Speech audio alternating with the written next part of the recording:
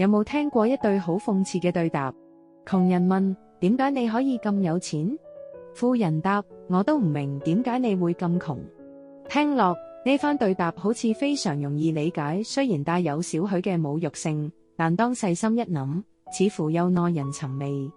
因為如果嗰位富人並唔係富二代，起家前仲貧過窮人，咁就令人好想知道富人咁侮辱性答案嘅內裏乾坤。富人話：萬丈高樓從地起，一切都要講求穩固嘅根基，正所謂若要突圍，先勇思維，就係呢個道理。佢講嘅又似乎錯唔晒喎。如果個個人嘅諗法都一樣，咁就唔會有窮人啦。咁好啦，就讓我哋分享富人嘅思維吧。窮人同中產階級為咗錢而工作，富人則讓錢為佢工作。窮人同中產階級日日為份糧忙，覺得有工開，有穩定收入就夠。富人就唔同，佢哋會諗方法用錢幫自己賺更多錢，唔靠雙手去換時間，而係靠會投資、資產增值嚟幫自己揾財富。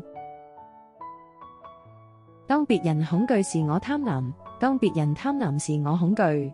人嘅生活永遠俾恐懼同貪心控制住，但你要識得反過嚟用呢兩種情緒去賺錢。人驚嘅時候你要夠膽，人貪心嘅時候你要冷靜。恐懼會令你錯過機會，貪心又會令你冒險過頭。市場上，當大家驚慌失措，唔敢買嘢嘅時候，就係你低價入手嘅機會。而當大家瘋狂買入，貪心想賺更多時，你就要小心，唔好跟住去冒險。學識控制自己情緒，先可以喺市場上贏錢。如果你能夠睇到一個機會，就注定你會在一生中不斷咁發現機會，你嘅財商正在不斷咁提高。識得睇機會係財商進步嘅開始，因為機會越睇越多，等於你嘅理財能力越嚟越叻。財商係靠學習同實踐慢慢提升嘅，一開始睇唔到機會係因為你未識得點諗，但當你開始識得揾機會，證明你嘅腦袋已經喺進步，後面你會越嚟越容易發現賺錢方法，甚至見到啲人睇唔到嘅機會。賺到幾多錢唔係最緊要，最緊要係你留到幾多同點樣管理。知識先可以幫你解決問題同創造財富。冇知識賺到嘅錢都留唔長。有啲人賺好多錢，但揮霍無度，最後都係一場空。真正嘅財富係靠知識同管理嚟維持，唔係靠運氣或者一時嘅風光。學識點樣用錢，點樣投資，先至可以令財富長長久久。財富係睇你冇收入嘅時候，仲可以捱幾耐，或者簡單啲講，停工後仲可以生活得幾耐？瞓身打工賺錢只係短期解決方法。如果你停工1個月或者半年都頂唔住，咁你就冇真正嘅財富。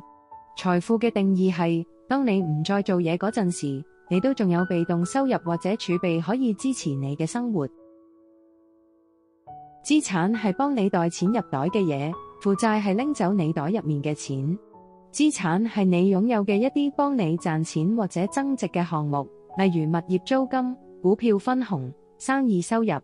而負債就係啲會令你花錢啲嘢，例如車貸、信用卡債務、大筆消費等等。分清楚資產同負債，先可以慢慢累積財富。貧窮同破產嘅區別係，破產係暫時性，貧窮則係永久嘅。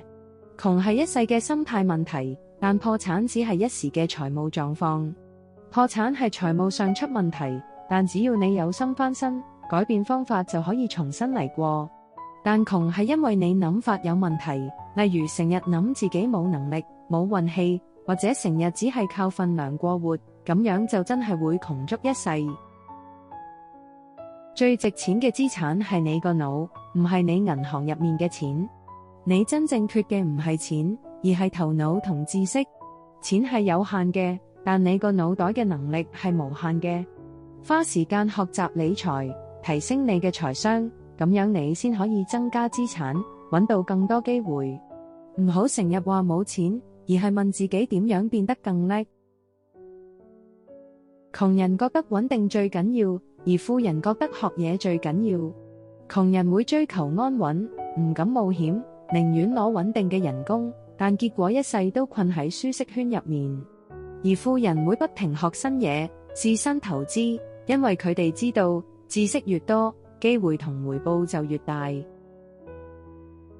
富人同窮人有一個好重要嘅區別，揾到第一桶金之後，富人會等到最後先買奢侈品，而窮人同中產階級會先買下例如名錶、珠寶、皮衣、寶石、遊艇等奢侈品，因為佢哋想令自己睇起上嚟好富有。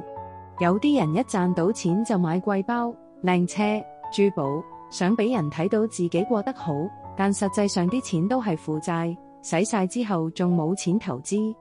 而富人係先用錢去賺更多錢，等到資產穩定增值之後先去享受生活，佢哋知道先苦後甜先係正路。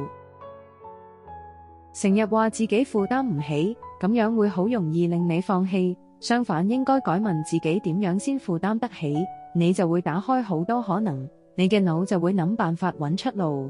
再者，如果你賺幾多都即刻使晒，咁你永遠都係窮，因為錢係幫你解決問題嘅工具，唔係用嚟鋪張浪費嘅。對成年人嚟講，將支出保持喺低水平，減少借款並勤勞工作會幫你打出一個穩固嘅資產基礎。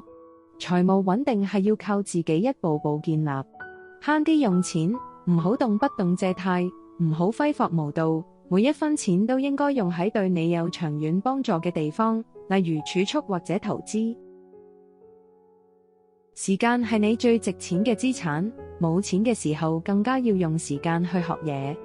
冇錢唔係問題，問題係你點樣利用時間去提升自己。時間用得好，你會學到新嘢，發現新機會，慢慢翻身。如果你浪費時間，咁就真係咩都冇，想唔窮都幾難。最後，機會係轉瞬即逝，知道咩時候要迅速做出決定，係一項非常重要嘅技能。市場變化快，賺錢機會唔會等你慢慢諗清楚。如果你太猶豫，咩都俾你錯過晒。所以要訓練自己喺適當嘅時候果斷行動，先可以捉住機會。如果你喜歡呢段視頻，記得俾個 like， 訂閱我哋嘅頻道，仲有撳埋隔離嗰個小鐘仔，你就唔會錯過我哋之後更多精彩分享啦。多謝支持。